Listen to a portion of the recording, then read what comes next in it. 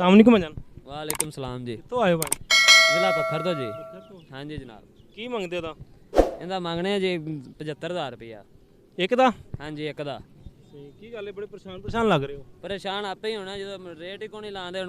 एडे एडे बड़े बकरे ने 35,000 40,000 रुपया कहते हैं। तो किन्ने बेचते हो हुण तक? उमें ही खले ने 10-15 बकरे खले ने 20 लियांदे सी ते 5-4 विके ने जे सारे। कदों ते आए हो तुसीं? अज तकरीबन जिस दिन का चन्न चढ़िया उस दिन ही आए हुए हैं। भाई ने बड़े परेशान लग रहे हैं, की होया? भैनर दे बकरे नहीं विके, भैनर परेशान ही होना है भाईजान। हैं?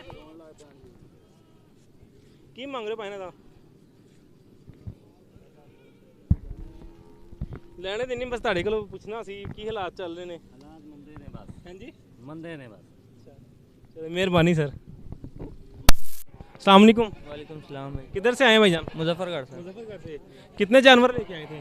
45। तो माशाल्लाह कितने रह गए हैं? 2 रह गए हैं। क्या मांग रहे हैं इसका? 1,20,000। 1,20,000। माशाल्लाह जानवर तो ठीक है आपके। फाइनल क्या हो जाएगा? फाइनल 1,20,000। वो कहते रहे फाइन मान लो उन्हां दी गल। नहीं दो रह गए ने, बस जाओ हुण सुकून नाल ईद करो घर। कर लावांगे। अस्सलाम वालेकुम। ਵਾਲੇਕੁਮ ਸਲਾਮ। बुजुर्गो कित्थों आए हो? ਇੱਥੋਂ ਹੀ ਆਏ ਜੀ ਲਾਹੌਰ ਚੋਂ। ਲਾਹੌਰ ਚ ਹੀ? ਹਾਂਜੀ। बेचना जे? ਵੇਚਣ ਨੂੰ ਲਿਆਂਦਾ, ਕੋਈ ਗਾਹਕ ਹੀ ਨਹੀਂ ਲੱਗ ਰਿਹਾ। 2.5 ਲੱਖ ਰੁਪਏ ਖਰਚਾ ਹੋਇਆ, ਕੋਈ ਲੱਖ ਦੇਣ ਨੂੰ ਤਿਆਰ ਨਹੀਂ। माशाल्लाह बकरा ਤੁਹਾਡਾ ਬਹੁਤ ਜ਼ਬਰਦस्त ਹੈ। ਹਾਂਜੀ ਦਿੰਦਾ। ਕਦੋਂ ਆਏ ਹੋ? 5-4 ਦਿਨ ਹੋ ਗਏ ਖੱਜਲ ਖਰਾਬ ਹੋ ਗਏ। ਓਏ ਹੋਏ ਸਹੀ। ਚਲੋ ਜੀ, ਅੱਲਾਹ ਪਾਕ ਤੁਹਾਡੇ ਜਿਹੜਾ ਨਾ ਜਲਦੀ ਕੱਢੇ ਇਹਨੂੰ। ਦੋਂਦਾ ਚੋਗਾ। ਚੌਗਾ। मेहरबानी सर। ठीक है। मंडी की सूरत हाल देख रहे हैं, स्लिपन हुई है, बड़ी मुश्किल से बचे हैं अभी। गिरते गिरते हम जिशान ड्राइवर ने बहुत मुश्किल कंट्रोल किया है इसको।